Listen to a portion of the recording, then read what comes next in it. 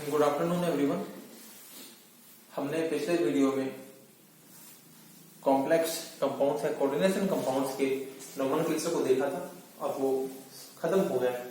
उसके बाद हम उसके आगे अब कोई भी हमें कोऑर्डिनेशन कंपाउंड का या कॉम्प्लेक्स कंपाउंड का हमको नाम दिया हुआ है तो उस नाम से फॉर्मूला किस तरह से लिखते हैं वो मैं आप लोगों को इस वीडियो में बताऊंगा। तो देखिए, नाम से सूत्र लिखना।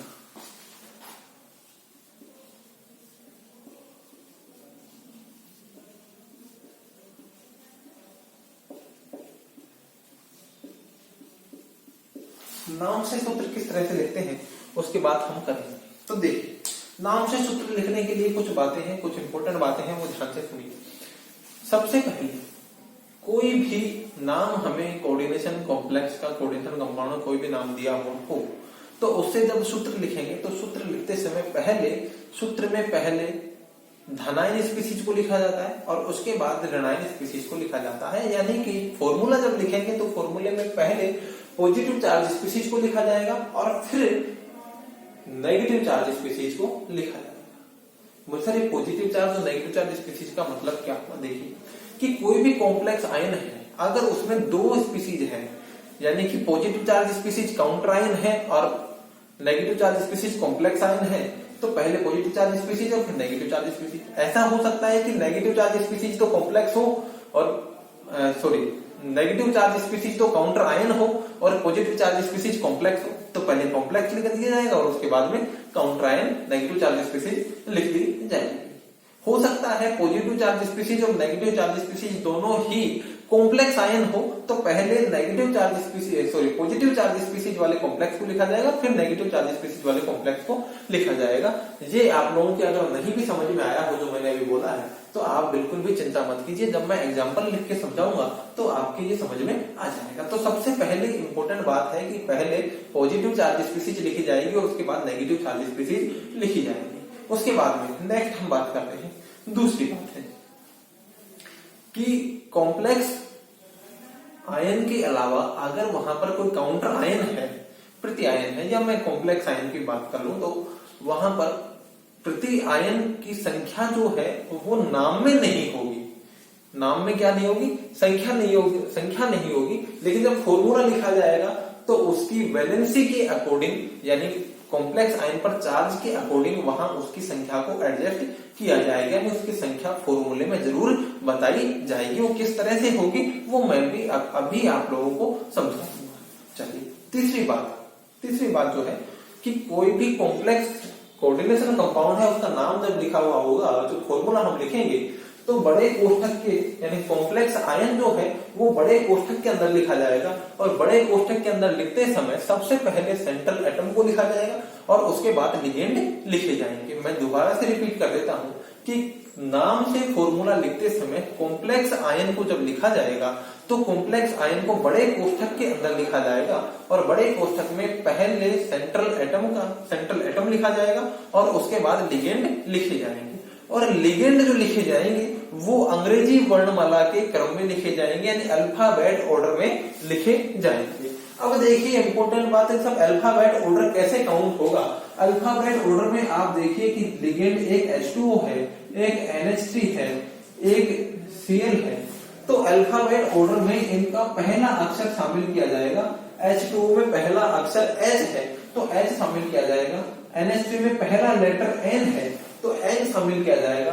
Cl में पहला लेटर C है तो C शामिल किया जाएगा। यानी इनके लिगेंड के पहले लेटर को देखते हुए अल्फाबेट ऑर्डर डिसाइड किया जाएगा।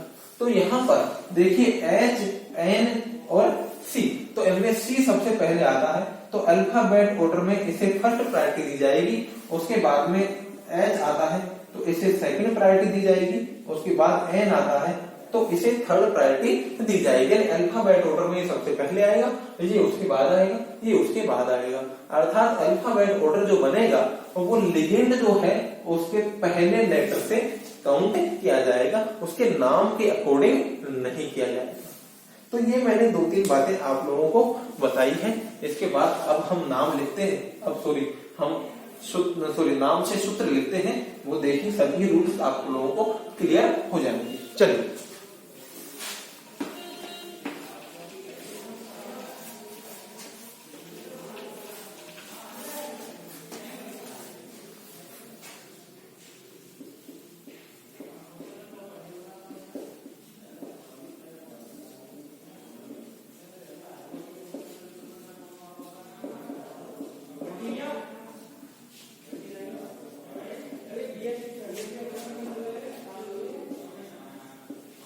ये एक नाम है पोटेशियम हेक्सासाइनोफेरेट। इससे हमको इसका फॉर्मूला लिखना है, सूत्र लिखना है। तो कैसे लिखा जाएगा वो देखिए आप। Potassium hexacyanoferrate. देखिए अब हम लोगों को पता है कि ये पहले लिखा हुआ है, तो ये जो है ये पॉजिटिव चार्ज स्पीशीज है, ये पोटेशियम है K+ है, और ये जो है ये कॉम्प्लेक्स स्पीशीज है।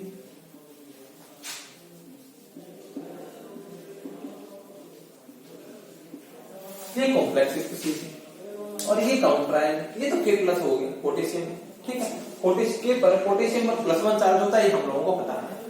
चलिए ये कॉम्प्लेक्स स्पीशीज है। अब कॉम्प्लेक्स स्पीशीज में देखिए हेक्सासाइन यानी 6 CN लिगेंड है। CN लिगेंड कितने हैं? 6। ये नहीं होगा हेक्सासाइनो CN लिगेंड कितने? 6। और फेरेट यानी आयरन Fe है, तो Fe भी ऐसा Fe लिखी है। हमने ये तो कहा है कि साहब जब इसका कॉम्प्लेक्स आयन को लिखा जाएगा तो उसको बड़े कोष्टक में लिखा जाएगा और पहले सेंट्रल एटम लिखा जाएगा और फिर लिगेंड लिखा जाएगा। तो ये ले पहले सेंट्रल एटम और फिर लिगेंड, इनको लिख दिया हमने बड़े कोष्टक के अंदर। ये लिख दिया, ठीक है। अब बात है ये सेकंड यानी इस आयरन पर क्या है? +2 चार्ज है। ये हमको पता है क्योंकि ये यहां से मिल गया हमें, जहां तक भी कोई दिक्कत नहीं है। चलिए आगे देखिए, यानी कि यहां तक तो क्लियर हो गया मामला कि कॉम्प्लेक्स आयन तो ये है, लेकिन यहां पर चार्ज क्या रहेगा ये हमको पता नहीं है। यहां पर x ± हो गया, ±x है, यहां पर चार्ज क्या रहेगा वो हमें निकालना है। उसके लिए हम देखते हैं आगे। देखिए चलिए आगे बढ़ते हैं। एक बार रुकना आपको। तो देखिए यहां तक तो क्लियर है। अभी ये चार्ज हमको पता नहीं है चार्ज कितना होगा। अगर ये पता लग जाए तो ये पोटेशियम यहाँ पर कितने लगेंगे ये भी हमको पता लग जाए।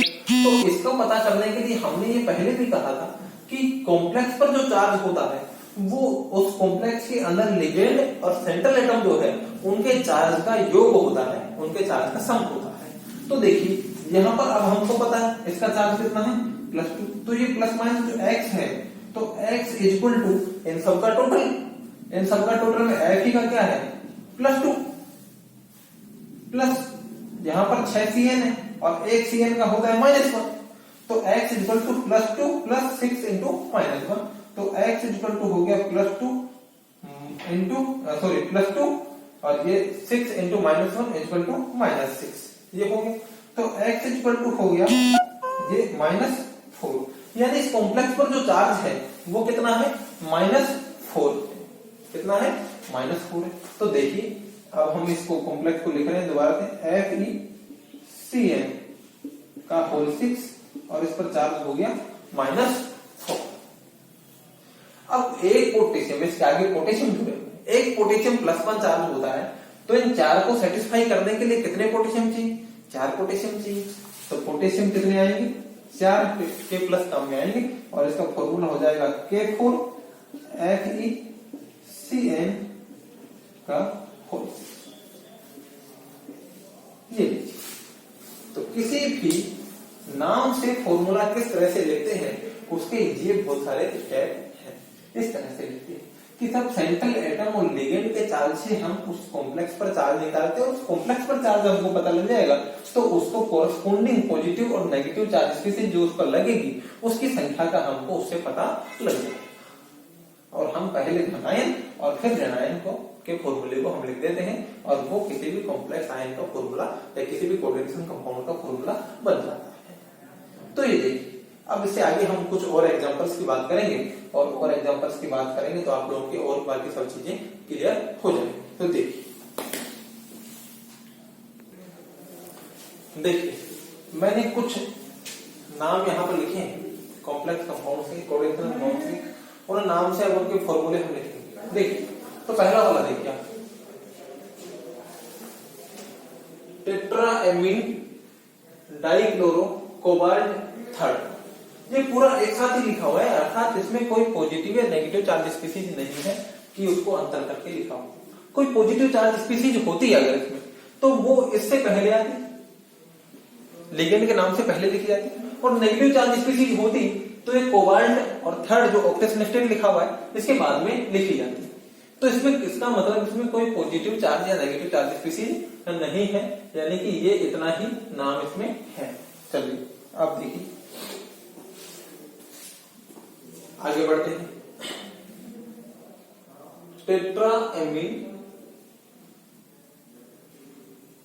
टेट्राएमीन क्लोरो कोबाल्ट, ये क्लोरो की जगह डाई क्लोरो होना चाहिए।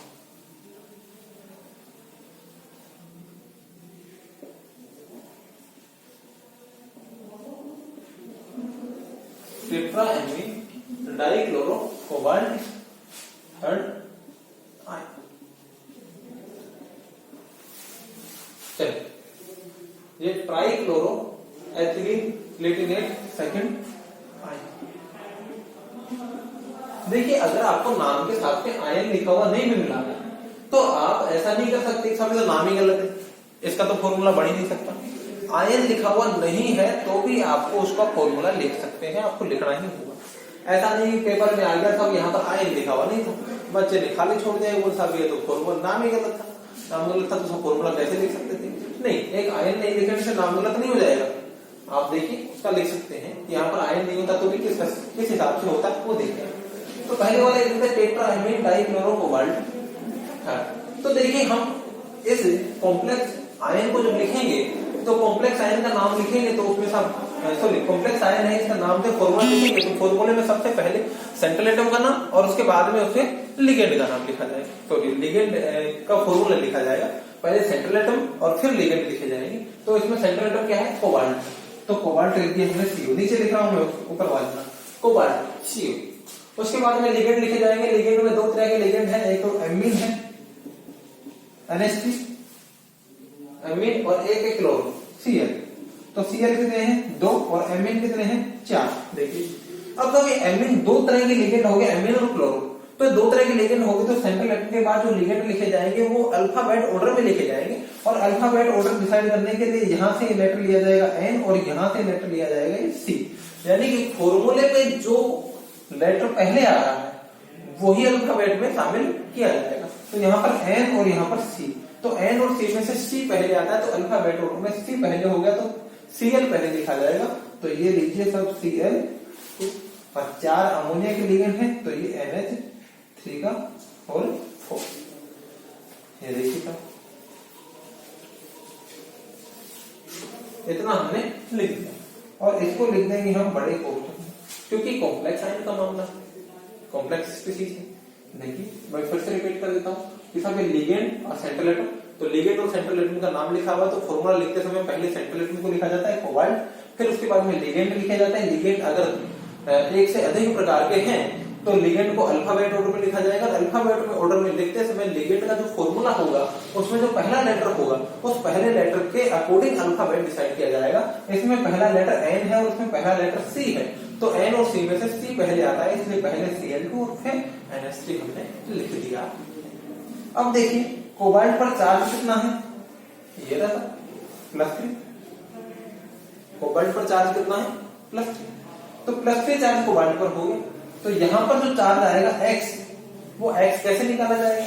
इन सब का टोटल X है तो X बराबर हो गया +3 कोबाल्ट का प्लस 2 क्लोरीन है और एक पर होता है -1 तो 2 × -1 प्लस अमोनिया कितने हैं? 4 है तो 4 और एक पर होता है 0 तो 4 × 0।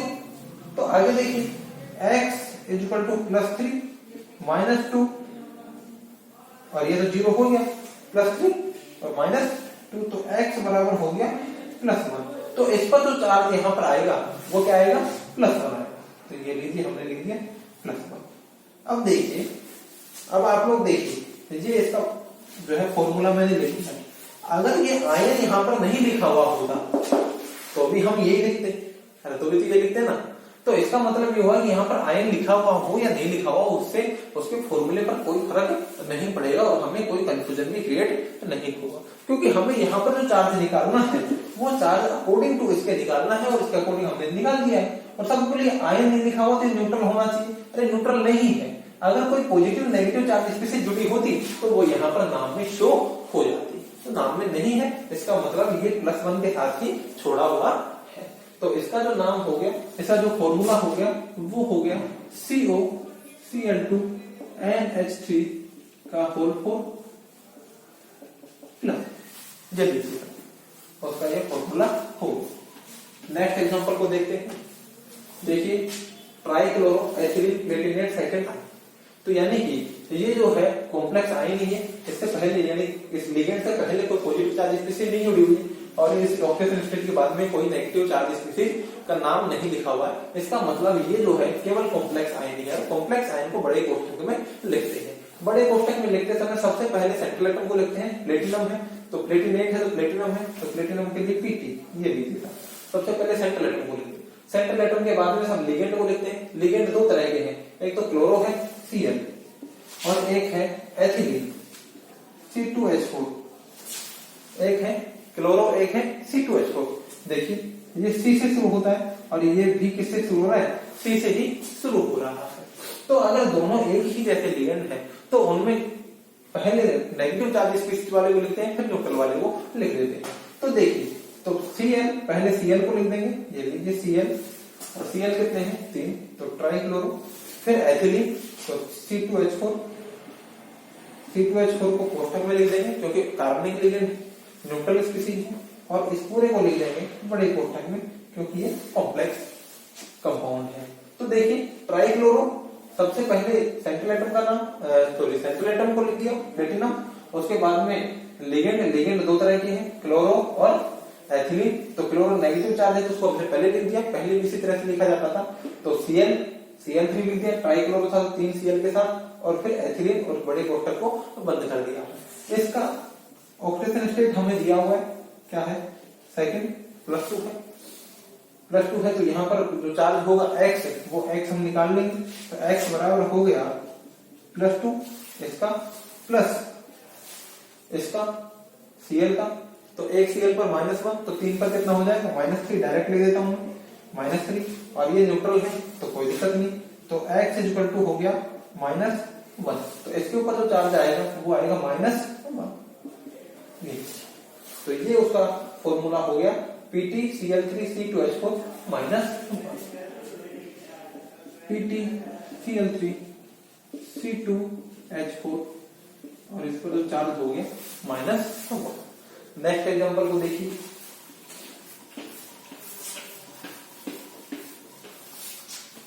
नेक्स्ट एग्जांपल को देखिए, ऑक्टो एक्वा, यानी कि ऑक्टो एक्वा सीधा लिगेंड का नाम लिखा हुआ है, यानी इससे पहले कोई पॉजिटिव चार्ज स्पीशीज इसके साथ नहीं जुड़ी। Octo aqua mu di hydroxo di iron third sulphate. अब देखिए ऑक्सीजन स्टेट के बाद में ये लिखा हुआ है, तो ये काउंटर आयन है, ये कॉम्प्लेक्स कंपाउंड का लिगेंड नहीं है, सेंट्रल एटम नहीं है, ये काउंटर आयन हो गया जो ऑक्सीजन स्टेट के बाद में लिखा हुआ है, यानी कि ये बड़े कोष्ठक से बाहर लिखा जाएगा सल्फेट। तो देखिए ये तो हो गया सल्फेट SO4 -2, ठीक है। अब हम इसको बड़े कोष्ठक में लिखेंगे इस पूरे मामले को यहां से यहां तक। तो इसको बड़े कोष्ठक में लिखने के लिए देखिए डाई आयरन, 2 आयरन है और 2 आयरन साथ म्यू डाई हाइड्रोक्सो, यानी कि 2 hydroxo OH, 2 OH bridge ligand की तरह काम करेंगे। क्या है यहाँ पर ब्रिज लिगेंड है, तो सबसे पहले ब्रिज लिगेंड को लिख दीजिए। ब्रिज लिगेंड क्या है, डाई हाइड्रोक्सो, डाई हाइड्रोक्सो मतलब 2 OH है, तो ये लीजिए OH और ये लीजिए OH, ठीक है। ये ब्रिज लिगेंड है, तो ब्रिज लिगेंड मेटल से जुड़े रहते हैं, सेंट्रल एटम से जुड़े रहते हैं। सेंट्रल एटम कितने हैं 2, तो आयरन ये लीजिए 2 आयरन से हमने इसको जोड़ दिया है, ये लीजिए, क्योंकि दोनों ब्रिज लिगेंड दोनों सेंट्रल एटम से जुड़े हुए रहेंगे, तो दोनों सेंट्रल एटम से हमने दोनों ब्रिज लिगेंड को जोड़ दिया है।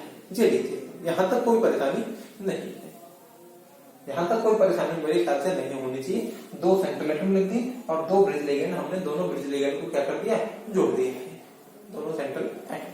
चलिए अब उसके बाद देखते हैं बाकी लिगेंड बचे ऑक्टो एक्वा, यानी 8 जल के लिगेंड बचे हुए, 8 H2, ये H2 है, कितने हैं 8 है संख्या, तो 8 लिखने हैं, तो 8 लिखने हैं तो बराबर बराबर बांट दीजिए, 4 इधर लिख दीजिए और 4 इधर लिख दीजिए,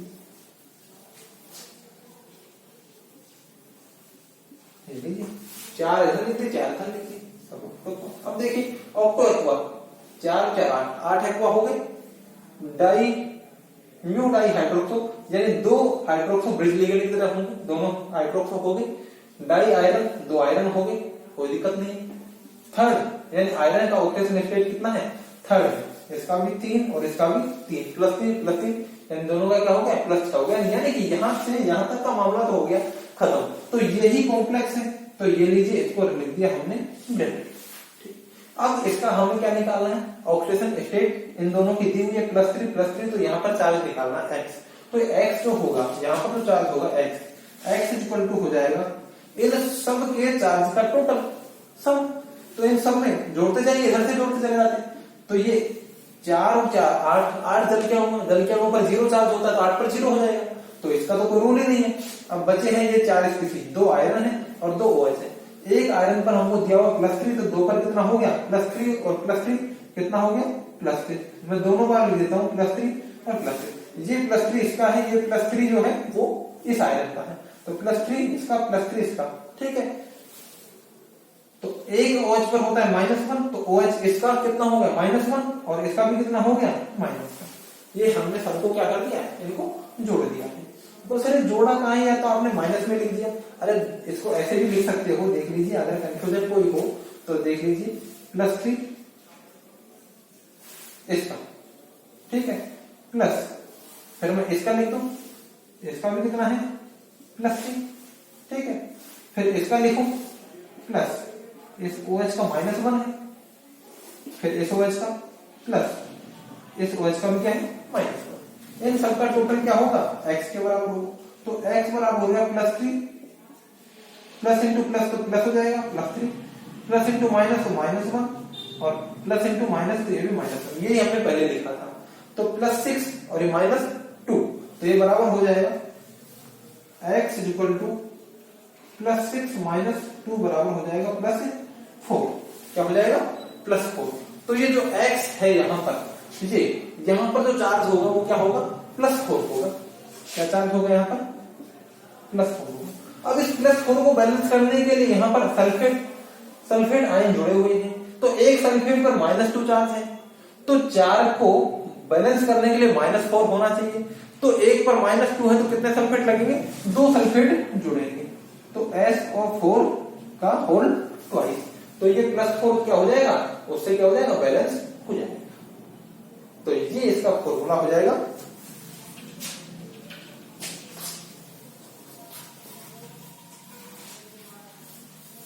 ये क्या हो गया, इस नाम का फॉर्मूला हो गया। तो इस तरह से हमने नाम से फॉर्मूला किस तरह से लिखते हैं वो भी हमने देख लिया है। तो कोऑर्डिनेशन कंपाउंड्स का नोमेनक्लेचर खत्म हो गया है, साथ में ही नाम से फॉर्मूला किस तरह से लिखते हैं वो भी खत्म हो गया है। इसके बाद हम कोऑर्डिनेशन कंपाउंड्स के लिए आइसोमेरिज्म की बात करेंगे और उसके बाद उसमें बॉन्डिंग की बात करेंगे और उसके बाद ये चैप्टर क्या हो जाएगा, खत्म हो जाएगा। तो इस वीडियो में इतना ही, इससे आगे का नेक्स्ट वीडियो में। Thank you.